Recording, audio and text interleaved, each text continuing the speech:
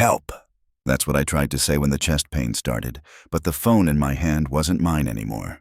Different number, different voicemail. My daughter had switched it 3 weeks earlier while I was asleep. Said it was to A money on the family plan. I found out when 911 couldn't trace the call back. Before we continue, please subscribe to the channel and write in the comments what time it is where you are now. The phone rang at 2:47 a.m. I know because I was staring at the clock, waiting for the pain to stop. My phone. Except it wasn't really mine anymore.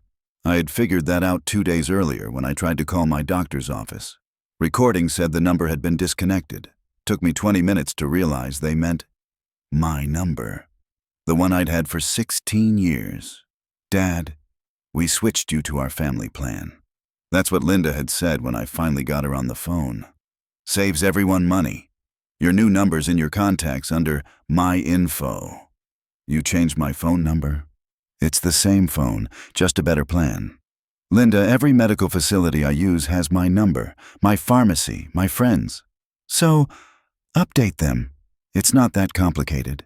She'd hung up before I could explain that yes, actually, it was that complicated when you're 73 and have 6 different specialists. But at 2:47 a.m. with an elephant sitting on my chest, none of that mattered. I dialed 911. The operator answered. Professional, calm. 911, what's your emergency? Chest pain. Got that much out. 73. Think it's my heart. Sir, what's your location? I gave her my address. 412 Maple Drive. Same house I'd lived in for 41 years. Sir, I'm not showing that address in our system for your number. Can you confirm the street name? Maple, 412 Maple Drive. Typing sounds. Sir, this number is registered to an address in Riverside, 2847 Oakmont Circle. Linda's house. That's my daughter. I'm at 412 Maples. I understand, sir, but I need to verify your location. Is anyone there with you who can confirm the address? I live alone. My wife died. I'm alone in my chest. Sir, I'm going to stay on the line with you, but I need you to remain calm. Can you get to a neighbor's house? The nearest neighbor was Dorothy, 3 houses down. 81 years old with a hip replacement. I can't walk that far. Is there any mail nearby? Something with your current address? I looked at the coffee table. Junk mail. Credit card offers. Nothing helpful. No. Sir, what I'm going to do is dispatch an ambulance to both addresses. But because of the registration discrepancy, it may take additional time to... That's when my arm went numb. The phone hit the carpet. I don't remember much after that. Woke up in a hospital room with an IV in my arm and a nurse checking my vitals. Welcome back, Mr. Sullivan. You gave us quite a scare. What happened? Heart attack. Moderate. You're stable now. She adjusted something on the IV. Your daughter's in the waiting room. Been here since about 5 a.m. What time is it now? Just past noon. 9 hours. Linda had been here 9 hours. She came in 20 minutes later, face puffy, eyes red. Dad! Oh my God, Dad! She hugged me, careful around the wires. I'm okay. They said you called 911, that there was confusion about the address. My phone number, the one you changed. Her face did something complicated. Dad, that wouldn't have... The ambulance still came. 23 minutes later than it should have. Dispatcher told the doctor, had to send units to 2 locations. But you're fine. You're okay. This time... She sat in the chair next to the bed. I was trying to help. The family plan saves everyone money. I had $600 in my checking account, Linda. I wasn't worried about saving $40 a month on my phone bill. It adds up. I looked at her. Really looked. Designer purse on her lap. The Louis Vuitton one. Nordstrom bag by her feet. You went shopping. What? You've been here since 5 a.m. That bag is from Nordstrom. Receipt sticking out. I needed to pick up a few things while I was out. I've been here for hours, Dad. I took a 20-minute break. While I was in the ICU. You were stable. The nurse said you were stable. I closed my eyes. Counted to 10. I need my old number back.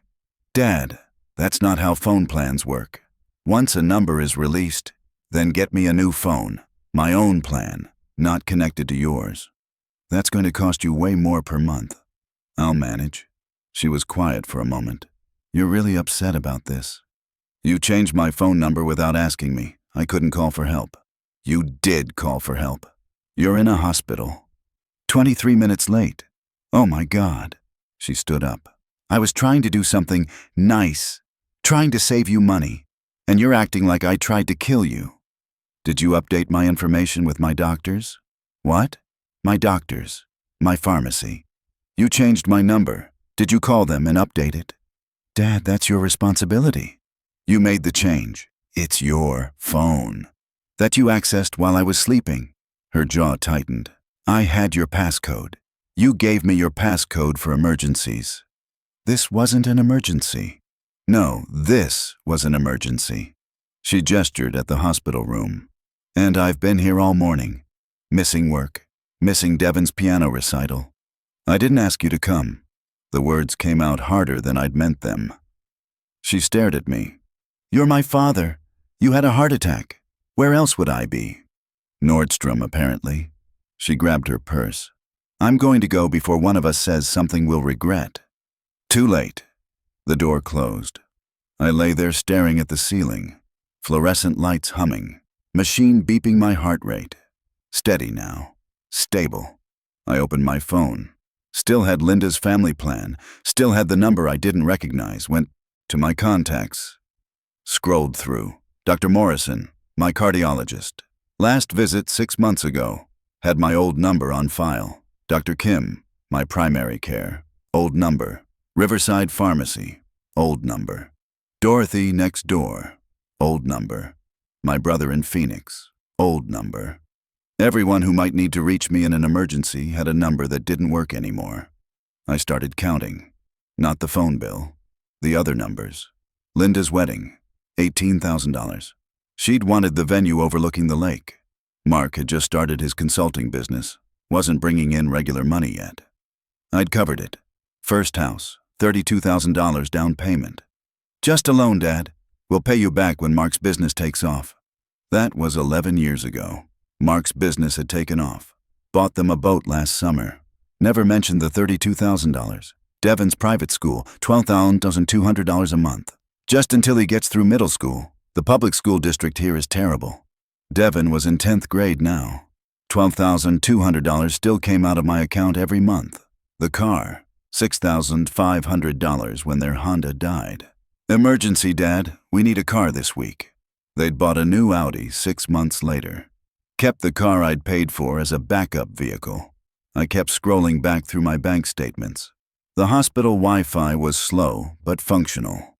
January, $1,200 school.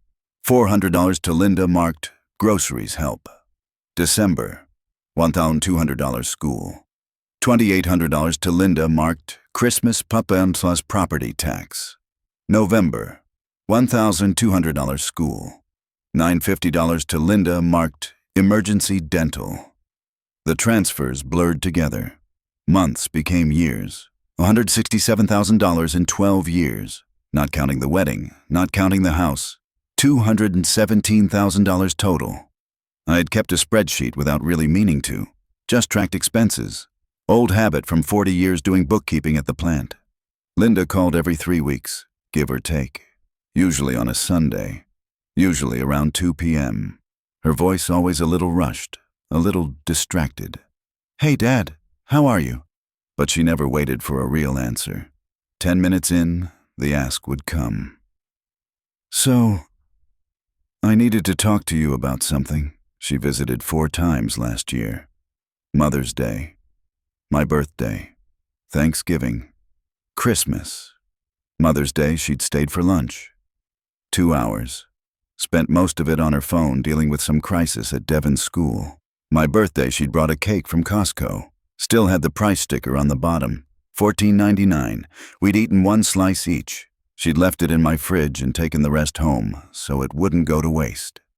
I'd found out later she was having a dinner party that weekend.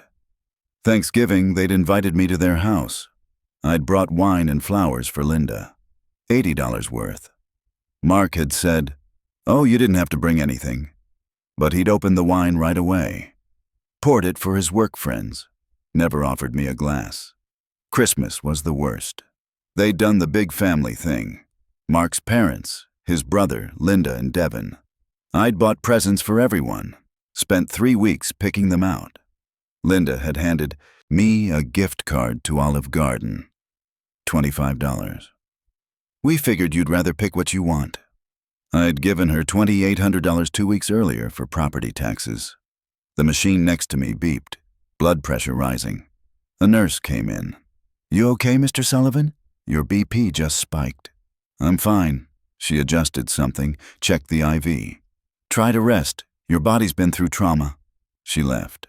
I went back to my phone, pulled up my will, the one I'd had drawn up 15 years ago. Everything to Linda. The house, the retirement accounts, the life insurance, all of it. I'd updated it 6 years ago after Sarah died. Linda was my only child. Made sense to leave it all to her. $340,000 house. Paid off. $180,000 in retirement saving, $50,000 life insurance through the plant. Linda was set to inherit $570,000, and she'd changed my phone number to save $40 a month. I called my lawyer from the hospital bed. Tuesday afternoon. Gerald picked up on the second ring. Thomas, Linda told me about the heart attack. How are you feeling? I need to change my will. Pause. That's not usually the first thing someone says after a cardiac event. Can you come to the hospital? I can come tomorrow. Visiting hours start at 9. I'll be here. He arrived at 9:15 with his briefcase and a thermos of coffee. Still had the same briefcase he'd been carrying for 30 years. Leather worn soft at the corners.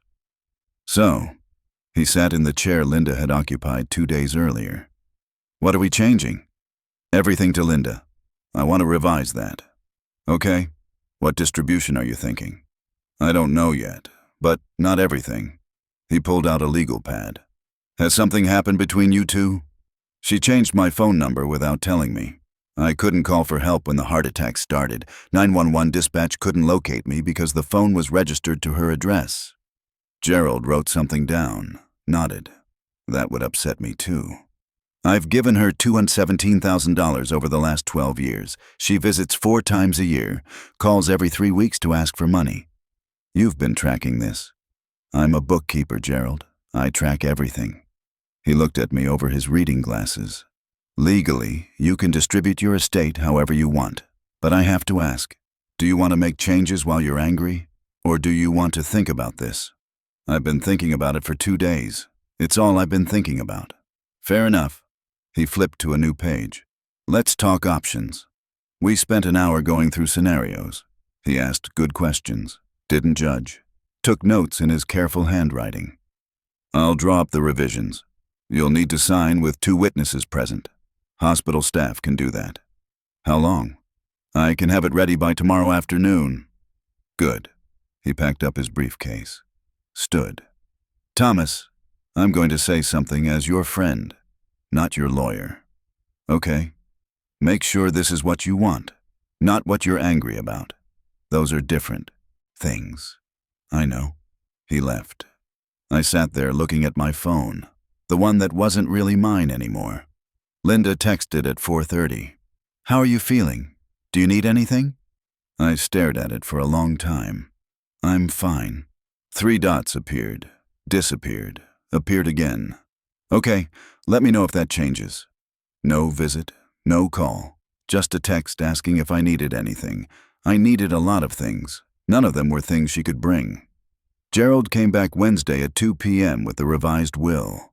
2 nurses witnessed my signature. This is now your official last will and testament. The previous version is void. Thank you. You sure about this? I'm sure. He left. I sat there holding the document. The house would be sold. Proceeds split between 3 charities Sarah and I had supported. The retirement accounts would go to Devin in a trust he'd get at 30. The life insurance would cover my final expenses with the remainder to a scholarship fund at the community college. Linda would get my mother's engagement ring and Sarah's jewelry. Family heirlooms, nothing else. I was discharged Thursday morning. Linda picked me up, barely spoke during the drive. She pulled into my driveway, put the car in park. Do you want me to come in? Get you settled? I'm fine. Dad. What? Are we okay? I looked at her. Really looked. Designer sunglasses. Manicure. Audi Q7. Mark had just made partner at his firm. They'd bought the boat, the lake house, the timeshare in Maui. I don't know. I said I was sorry about the phone thing. No, you didn't. You said I was overreacting. Because you are. The ambulance came. You're fine. I had a heart attack, Linda. I know. I was there. I missed work. I missed Devon's recital. I've been checking on you constantly. You texted me once yesterday. I'm busy, Dad. I have a life, a job, a family. So do I. She stared straight ahead through the windshield. What's that supposed to mean? It means I'm tired of being an ATM that occasionally gets invited to holidays. That's not fair. $217,000 in 12 years. You've paid back exactly $0. Her face went red. I never asked you to keep track. You never said it was a gift. You said loan every single time. Oh my God, you're actually going to do this? Count up every dollar you've ever given me? Someone should. She turned to face me. I'm your daughter. You help your kids. That's what parents do. I helped. Past tense. What does that mean? It means I can't afford to help anymore. You have $600,000 between the house and your retirement. I went cold. How do you know that? Mark looked into it when we were setting up the family plan. You qualify for better rates at credit unions if you have significant assets. Mark looked into my finances. To help you. Without asking me. Dad, you're being paranoid. I got out of the car, pulled my overnight bag from the back seat. Thank you for the ride. Dad, I closed the door, walked to my house, heard her car sit there idling for 30 seconds before she drove away. Inside, everything was exactly as I'd left it. Coffee cup in the sink from Monday morning. Newspaper on the table. Half-read library book on the arm of my chair. I sat down in Sarah's chair instead, the one by the window. Leather worn smooth from 30 years of her reading there. My phone buzzed. Linda. I think we both need to cool off. I'll call you next week. I didn't respond. She didn't call the next week, or the week after. 3 weeks went by. I went to my follow-up appointments. Dr. Morrison adjusted my medications, said my heart was healing well, but I needed to reduce stress. I laughed, couldn't help it. Something funny? Just thinking about stress reduction. Thomas, I'm serious. Another event like this could kill you. I know. 4th week, Linda texted. Devon wants to see you. Can we come by Sunday? Sure. They showed up at 2 p.m. Devon got out first, 15 years old now. Tall, looked like Mark. Hey, Grandpa. Hey, kiddo. He hugged me. Careful, like I was fragile. Linda and Mark came up the walk behind him, Mark carrying a gift bag. Thomas, good to see you looking better. Mark, we went inside. Linda looked around like she was inspecting something, checking corners. Dad, have you been eating? There's nothing in your fridge. I eat. Frozen dinners and canned soup aren't nutrition. I'm managing. Mark set the gift bag on the table. We brought you something. I opened it. Medical alert bracelet. The kind you wear that calls emergency services. We thought this might help, since the phone confusion. Phone confusion? You know, the mix-up with the addresses. The mix-up where you changed my number without telling me and I couldn't get help. Linda's face tightened. Dad, we're trying to move past this. Are we? Devon was looking at his phone, not paying attention. Mark shifted his weight. Thomas, we're all on the same team here. Linda's been worried sick. Has she? I have. Linda's voice had an edge now. You won't return my calls. You called once in 4 weeks. Because every time I reach out, you throw money in my face. Devon looked up from his phone. Mark put a hand on Linda's arm. Linda, maybe we should... No. She pulled away from Mark. We're going to talk about this. Dad, I don't know what's happened to you since Mom died, but you've changed. How? You're angry. You're keeping score. You're pushing away everyone who cares about you. Am I pushing people away? Or are people only around when they need something? That's not fair. When was the last time you visited when you didn't need money? That's not, you're my father. I don't need a reason to visit. Mother's Day, my birthday, Thanksgiving, Christmas, 4 times last year. None of those visits lasted more than 3 hours. Because we have lives. We can't spend every day sitting in this house with you. I'm not asking for every day. I'm asking for Sunday dinner once a month without a request for money attached. Mark cleared his throat. Thomas, I think there's been a misunderstanding about the loans. They weren't loans. That's the misunderstanding. Linda called them loans. You both treated them like gifts. We've been meaning to talk to you about repayment terms. It's been 11 years, Mark. Repayment terms should have been discussed 11 years ago. Linda threw up her hands. This is insane. You're acting like we stole from you. You accessed my phone while I was sleeping, changed my number, didn't tell me. Had your husband research my finances without my knowledge. How would you describe that? Helping. I would describe that as helping. Devon stood up. Can I wait in the car? Sit down. Linda didn't look at him. Your grandfather is apparently rewriting family history, and you should hear this. Linda, Mark tried again. No. He thinks we're using him. He thinks his own daughter is some kind of con artist. He should say it to everyone's face. I never said con artist. You implied it. I said I'm tired of being an ATM. There it is. She pointed at me. You value your money more than your family. I value being treated like family instead of a bank. We treat you like family. We invite you to things. We include you. We check on you. When you need something, oh my God, she grabbed her purse. I can't do this. I can't sit here and listen to you make me the villain because I didn't visit enough after you had a heart attack that you're fine from now. I had a heart attack because I couldn't get help when I needed it. Because of a phone number. Jesus Christ, Dad, do you hear yourself? I hear myself fine. Do you hear yourself? You've said, I need 27 times in the last 6 months. You've said, thank you, twice. You're counting? You're actually counting how many times I say thank you? Someone has to. She stared at me, eyes shining. You've become a bitter old man. Mom would be ashamed of you. That landed. Don't. My voice came out quiet. Don't bring Sarah into this. She'd be devastated to see what you've turned into, pushing away your only daughter over money. Your mother visited her parents every Sunday, made dinner, sat with them, didn't ask for a dime. Her parents didn't have dimes to ask for. You have $600,000 and you're acting like giving your daughter help when she needs it is some kind of burden. How do you know what I have? I told you, Mark had no right to look into my finances. Your family, we're trying to plan. Make sure you're set up properly. Set up for what? She looked at Mark. Something passed between them. Dad, you're 73. You had a heart attack. You live alone. We're concerned about your future care needs. I spread through my chest. My future care needs. If something happens, if you need assisted living, if I need to sell the house and move in somewhere so you can get your inheritance early. That's exactly what you mean. Mark stood up. Thomas, nobody's saying that. You researched my assets, changed my phone, showed up with a medical alert bracelet. You're building a case that I'm incompetent. Linda's face went pale. That's not what we're doing. Then what are you doing? We're trying to help. We're trying to be prepared. For me to die. No, Jesus, no. She sat down, put her face in her hands.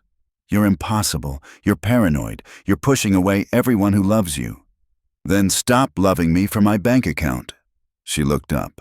Mascara smudged. That's what you really think? That's what you think of me? I think you've called me 27 times this year. 24 of those calls ended with a request for money. I'm your daughter. I shouldn't have to feel guilty for asking my father for help. You should feel guilty for lying. You said loan. Every time. Pay you back. Every time. You've paid back nothing. Because we're family. Because what's yours will be mine someday anyway. Because I'm your only child, and that money is going to me, whether you give it to me now or later. There it was. The truth. What's yours will be mine anyway. I stood up. I think you should leave. Dad. Now. Mark put his hand on Linda's shoulder. Come on, let's give him space. No, we're not done. Linda, come on. She let him pull her toward the door, stopped, turned back. You'll regret this. When you're sitting here alone, when you're sick and you need someone, you'll regret pushing us away. Maybe. She waited for more. I didn't give it to her. They left. Devin mumbled goodbye. Car doors slammed. I sat in Sarah's chair, leather cool against my back, pulled out my phone, texted Gerald. Can you come by tomorrow? He replied 5 minutes later. 9 a.m. work? Yes. Gerald showed up with coffee and his briefcase. Looked at my face and didn't ask how I was. What do we need to discuss? Powers of attorney, healthcare directive, any documents where Linda has authority. He set his coffee down. Okay, let's review what we have. Turned out Linda had medical power of attorney, financial power of attorney, was listed as executor. Gerald walked me through replacements. I named him executor. Named Dr. Morrison as medical power of attorney with Gerald as backup. Set up financial POA with the bank's trust department. This will upset her. I know. You sure? I thought about Linda's face. What's yours will be mine anyway. I'm sure. I'll file everything this week. He left. I sat there holding copies of the documents. My phone rang. Linda. I let it go to voicemail. She called again an hour later. Voicemail. Texted at 3 p.m. Dad, please, call me. We need to talk. I didn't respond. She called every day that week, left messages that went from apologetic to angry to concerned. Dad, I'm sorry. I didn't mean what I said. You're being childish. Call me back. I'm worried about you. Please just let me know you're okay. Friday evening, she showed up, knocked on the door. I didn't answer. Dad, I know you're in there. Your car's in the driveway. Open the door. I sat in Sarah's chair, book open on my lap. Dad, please. I'm sorry. I'm so sorry. I didn't mean it. You know I didn't mean it. The door handle rattled. I still have a key. I'm going to come in. I heard the deadbolt turn. She'd had a key since high school. Never gave it back even after she moved out. She came in, saw me sitting there. Dad, thank God. I didn't know if you were... I'm fine. You weren't answering. I thought maybe you'd had another... I'm fine. She sat on the couch. We need to talk. Do we? I said things I didn't mean. I was angry. You were angry. We both said things. You said what's mine will be yours anyway. Did you mean that? She looked at her hands. That came out wrong. Did you mean it? I just meant, you're my dad. I'm your daughter. That's how it works. Parents leave things to their kids. And that's why you help me? Because you're protecting your inheritance? No, God no, that's not... I help you because I love you. You changed my phone number without asking. Researched my finances without permission. Showed up with a medical alert bracelet. Because I'm worried. You're 73. You had a heart attack. You live alone. And if something happens to me, you want to make sure the house is accessible. She met my eyes. Is that so wrong? To think about the future? It's wrong to treat me like I'm already dead. I don't... That's what you're doing. Planning my estate while I'm still living in it. She was quiet for a long moment. What do you want from me, Dad? I want you to visit because you want to see me, not because you need money. I do want to see you. 4 times last year, Linda. 4. I have a job, a family, a life. So do I. You're retired. You have nothing but time. And there it was again. The contempt, casual, reflexive. I think you should leave. Dad, give me your key. What? Your house key. Give it to me. You can't be serious. You let yourself in without permission. I want the key back. This isn't in. I'm your daughter. What if there's an emergency? Gerald has a key. Dr. Morrison has a key. Dorothy next door has a key. You gave a key to your neighbor, but you won't let your own daughter. Dorothy visits twice a week, brings me soup, doesn't ask for money. Linda stood up, face red. You're choosing a neighbor over your own family? I'm choosing people who treat me like a person instead of a trust fund. That's not fair. Give me the key, Linda. She dug in her purse, yanked out her keyring, fumbled with it. You're going to regret this when you need someone, when you're alone. You're going to regret pushing away the only family you have. Maybe. She threw the key on the coffee table. You've changed. Since Mom died, you've become someone I don't recognize. Good. She stared at me. What's that supposed to mean? It means the person you recognized was an ATM. If you don't recognize me anymore, maybe I'm becoming myself again. She grabbed her purse, headed for the door, stopped. I'm done. I'm done trying. When you're ready to apologize, you know where to find me. I'm not apologizing. Then I guess we're done. The door slammed. I sat there looking at the key on my coffee table. House key, brass, worn smooth from 20 years of use. Picked it up, dropped it in the junk drawer in the kitchen. My phone buzzed. Mark. Thomas, Linda's very upset. Can we talk? I blocked his number. Linda texted an hour later. I can't believe you're doing this, after everything we've done for you. I blocked her too, sat in Sarah's chair. The house was quiet. No TV, no radio. Just the clock ticking. Same clock that had been on that wall for 41 years.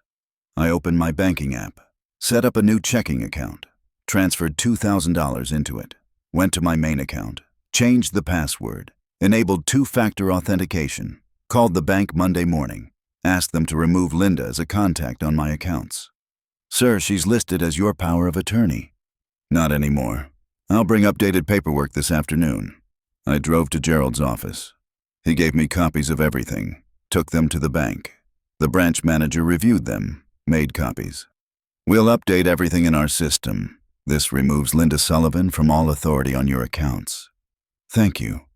Mr. Sullivan, I have to tell you, we had an inquiry about your accounts 2 months ago. From a Mark Sullivan. Ice in my chest again. What kind of inquiry? He said he was your son-in-law, asked about setting up shared access for bill-paying purposes. What did you tell him? We told him he'd need your written authorization. He said he'd get back to us. If he contacts you again, I want to be notified immediately.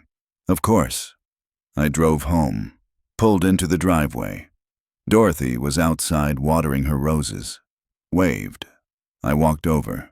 Thomas, good to see you up and about. How are you feeling? Better, thank you. That daughter of yours hasn't been by much. Everything okay? We had a disagreement. She nodded. Shut off the hose. None of my business. But you look lighter than you did a month ago. Lighter? Like you're not carrying something heavy anymore. I thought about that. $217,000 is pretty heavy. She looked at me for a long moment. I imagine it is. Dorothy, you said once if I ever needed anything. Of course. What do you need? Someone to check on me. Couple times a week, make sure I'm okay. I already do that, dear, but I'm happy to make it official. I'd like to pay you for your time. Don't be ridiculous. I'm serious. $100 a week, just to know someone's watching. She smiled. Thomas, I'm not taking your money, but I will keep checking on you. Deal? Deal. I went inside, made coffee, sat in Sarah's chair, thought about Linda's face when she threw the key on the table, thought about Mark researching my finances, thought about $217,000, thought about what's yours will be mine anyway. My phone sat on the side table. Silent. No calls. No texts. For the first time in 12 years, no one was asking me for anything. It felt strange. It felt light. It felt right. 3 months went by. Fall turned to winter. I went to my appointments. Dr. Morrison said my heart was healing well. Blood pressure down. Stress markers improved. Dorothy came by Tuesdays and Thursdays. Sometimes we had coffee. Sometimes she just waved from her garden. I started going to the senior center on Wednesdays, playing cards, chess, met a few people. Gerald called once a month. Just checking in. Everything okay? Everything's fine. No contact from Linda? Nothing. How are you feeling about that? Fine. I wasn't lying. I was fine. Better than fine. Christmas came. No invitation from Linda. I spent it at Dorothy's. She'd invited 3 other neighbors. We played cards, ate too much ham. It was the best Christmas I'd had in years. January, Linda tried one more time. Letter in the mail, handwritten. Dad, I've been thinking about what happened, about what you said. You're right. I should have visited more, called more, been more present. But I was also right. You've changed. You're not the father I grew up with. That man was generous, kind, understanding. I don't know where he went. I hope you're happy with your choices. I hope whatever point you're trying to make was worth losing your daughter and grandson. If you ever want to fix this, you know where we are. Linda. I read it 3 times. Then I put it in the drawer with her key. That night, I updated my will one more time, added Devin's trust, made sure he'd get something when he turned 30. He was a good kid, deserved a start. Linda got nothing. That felt right too. I'm 74 now. My heart's holding steady. Dr. Morrison says I'm doing better than most men my age. I play chess Wednesdays, have coffee with Dorothy Tuesdays and Thursdays. Gerald stops by once a month. My phone doesn't ring much, but when it does, it's someone who actually wants to talk to me, not someone who needs something. There's a difference. Linda drove by last week. I was in the garden. Saw her slow down, almost stop. She didn't. I kept weeding. Sometimes at night I think about what she said, that I've changed, that Sarah would be ashamed. Maybe. Or maybe Sarah would understand that sometimes the most generous thing you can do is stop giving to people who only know how to take. I'll never know. What I do know is this. I had a heart attack because my daughter changed my phone number to save $40 a month while she spent my money on lake houses and boats. That tells you everything you need to know about what I was worth to her. I'm worth more than that now, even if the only person who knows it is me. If you like this story, please like it, subscribe to the channel, and share your impressions in the comments. To listen to more stories, click on the window on the right. Thank you for being with us.